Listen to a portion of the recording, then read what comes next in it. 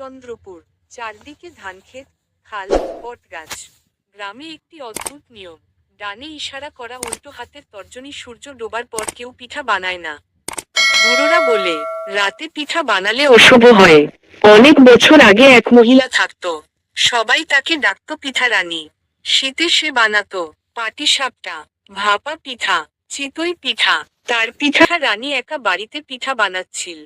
হঠাৎ ঝড়, বাতি নিভে যায়। সকালে গ্রামের মানুষ দেখে, চুলোর পাশে তার মৃতদেহ।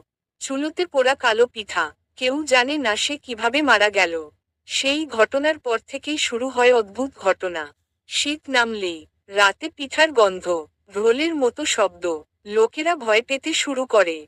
যে বাড়িতে রাতে পিঠা বানানো হয়, সকালে দরজায় মাটির থালা, তাতে আধখাওয়া পিঠা, লাল আঙুলের ছাপ।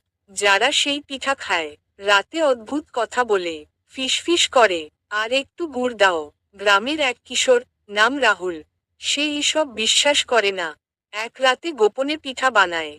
দরজায় ঠক ঠক শব্দ, বাইরে কেউ নেই। হঠাৎ উঠোনে দেখা যায় সাদা শাড়ি পরা নারী, মুখ অন্ধকার, হাতে মাটির থালা। ভাঙা কণ্ঠে বলে, আমার পিঠা দাও। পরদিন সকালে রাহুল নিখোঁজ। পড়ে পাওয়া যায় বটগাছের নিচে তার দেহ, পাশে খালি থালা, মাটিতে লেখা, শীতে পিঠা বানালে পিঠা রানী আসে। এরপর থেকে সন্ধ্যার পর পিঠা নিষেধ। কেউ নিয়ম ভাঙে না। গ্রাম রাতে নিস্তব্ধ। আজও শীতের রাতে পিঠার গন্ধ ভেসে আসে। দূরে শোনা যায় ফিসফিস, আর একটু পিঠা। তখন